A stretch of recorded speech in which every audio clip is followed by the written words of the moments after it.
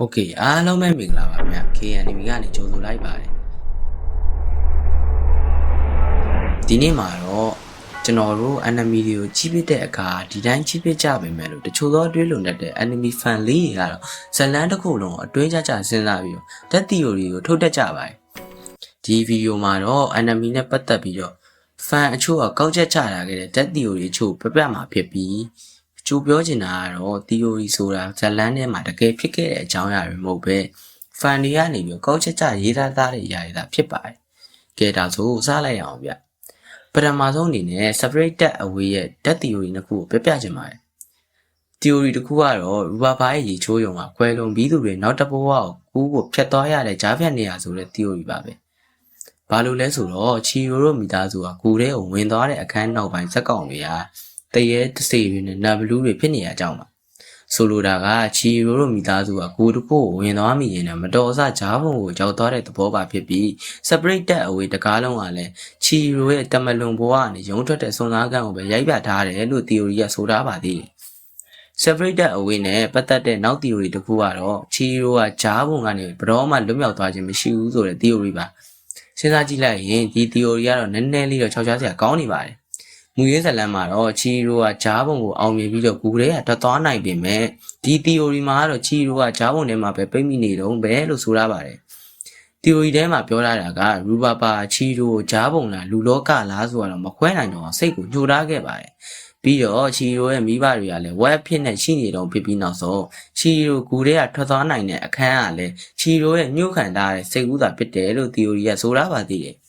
ဒီ theory ကမှန်ကန်ကြောင်း fan အများစုကလည်းသတ်မှတ်ထားကြပါတယ်ဒီလိုဖြစ်သွားတာလေ separated away ကိုထုတ်လုပ်ခဲ့တဲ့ company ဖြစ်တဲ့ Studio Ghibli နဲ့ interview တစ်ခုမှာသတင်းသမားတစ်ယောက်ကနေပြီးဒီ theory ကမှန်ရဲ့လားလို့မေးမြန်းခဲ့ပေမဲ့ Studio Ghibli ဘက်ကနေပြီးတော့မှားတယ်လို့လည်းမှတ်ချက်မပေးခဲ့သလိုမှန်တယ်လို့လည်းမှတ်ချက်မပေးခဲ့ပါဘူးအဲဒါကြောင့် enemy fan တွေကြားကြရက်ထသွားခဲ့ပြီးတော့ချီရိုကဂျားဘုံကလွတ်မြောက်နိုင်ခဲ့ဘူးလို့ enemy fan အများစုကနေပြီးလက်ခံထားကြပါတယ်အဲ့ဒါတော့ enemy fan ကြားမှာကြရက်ထားခဲ့ separated away ရဲ့ that theory နှစ်ခုပါနောက်တက်တွေးတော့စရာကြံခဲ့မဲ့ Doraemon enemy series ရဲ့ that theory တစ်ခုကိုလည်းပြပြချင်ပါတယ် Doraemon ကကလေးတွေအတွက်ပြောစရာတွေကိုဖန်တီးပေးခဲ့တဲ့ enemy series ဆိုပေမဲ့လို့နောက်ွယ်မှာစဉ်းစားစရာ theory လေးရရှိနေပါသေးတယ် enemy fan တွေကောက်ချက်ချရတဲ့ theory တစ်ခုကတော့ Nobita စိတ်ယောဂတဲ့တယောက်ဖြစ်ပြီးတော့ Doraemon ကလည်းသူ့စိတ်ကူးတွေကဇက်ကောင်သာဖြစ်တယ်ဆိုတဲ့ theory ပါဒီ theory ထဲမှာပြပတ်ထားတာတော့ Nobita စိတ်ချမ်းသာရေးချိုးရင်းနေသူတယောက်ဖြစ်ပြီးတော့ Doraemon နဲ့သူ့ရဲ့စက်ကရိယာတွေကလည်းသူ့စိတ်ကူးနဲ့ပုံပေါ်ထားတဲ့အရာတွေသာဖြစ်တယ်ဆိုတဲ့ theory ပါနောက်တော့ Nobita စိတ်ကြဝေဒနာကိုမခံစားနိုင်တော့တဲ့အဆုံးမှာကိုတတ်သိခဲ့တယ်လို့လည်းပြောထားပါသေးရဲ့ဗျဇလန်ထဲမှာလူကြီးအများစုက Doraemon ကိုတတိမထားမိတာကို brother တို့ရောတတိထားမိကြလားဗျနောက်ဆုံးအနေနဲ့ AOD နဲ့ပတ်သက်တဲ့ that theory နှစ်ခုကိုပြောပြရရင်နှုတ်ဆက်ချင်ပါတယ်AOD က brother တို့ထင်ထားသလို Titan တွေနဲ့ပဲတပ်ဖက်ရတာကြီးပဲပြထားတဲ့ enemy မျိုးမဟုတ်ပဲနဲ့အတွေးနဲ့နဲ့စဉ်းစားရမယ့် enemy မျိုးပါအဲ့လိုစဉ်းစားစရာတွေများတဲ့ theory တွေကမှစိတ်ဝင်စားစရာအကောင်းဆုံး theory နှစ်ခုကိုကျွန်တော်ပြောပြချင်ပါတယ် AOD နဲ့ပတ်သက်တဲ့ပထမ theory တစ်ခုကတော့ Aaron စခဲ့တဲ့ Rambling ဟာသူ့ဒေတာလွတ်လပ်ဖို့အတွက်ပဲမဟုတ်ပဲနဲ့သူ့ရဲ့စိတ်ပိုင်းဆိုင်ရာအခြေအနေအကြောင်းလို့ဆိုထားပါတယ်ဗျ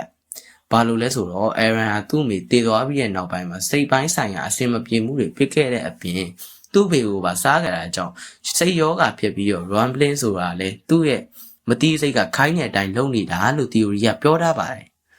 နောက်ထပ်စိတ်ဝင်စားစရာကောင်းတဲ့ theory တစ်ခုကတော့ AOD ဇလန်တစ်ခုလုံးမှာအကျန်းဆုံးဖြစ်တဲ့မင်းသားကြီးလပိုင်းနဲ့ဆက်ဆက်နေပါတယ်ဒီ theory ကတော့ကောက်ချက်ချပြီးဖော်ပြထားတာမျိုးမဟုတ်ဘဲနဲ့ brother တို့ကိုစဉ်းစားစရာတွေပေးခဲ့မဲ့ theory မျိုးပါအဲ့ theory ကတော့ AOD မှာတည်သွားကြတဲ့ဇက်ကောင်80ရာခိုင်နှုန်းကဘာလို့လက်ပိုင်းနဲ့နှီးစက်တဲ့သူတွေဖြစ်နေကြတာလဲဆိုတဲ့ theory လေးပါဘရိုတို့ဒီ theory ကိုကြားပြီးတာနဲ့ AOD season 1အစကနေပြီးတော့ season 4အဆုံးထိကိုတည်သွားခဲ့ကြတဲ့ဇက်ကောင်တွေကိုပြန်စဉ်းစားမိကြမယ်ဆိုတာကျွန်တော်တက်အပ်ပြောနိုင်ပါတယ်ဗျဒါဆိုဒီနေ့အတွက်တော့ဒီလောက်ပါပဲဗီဒီယိုလေးကိုအဆုံးထိနားထောင်ပေးခဲ့တဲ့တူတယောက်ချင်းထိလိုက်အောင်လည်းကျေးဇူးတင်ပါတယ်ဗျ channel လေးကို subscribe လုပ်ထားဖို့လည်းမမေ့ပါနဲ့နော်နောက်ဗီဒီယိုတွေမှာပြန်တွေ့ကြမယ်ဗျ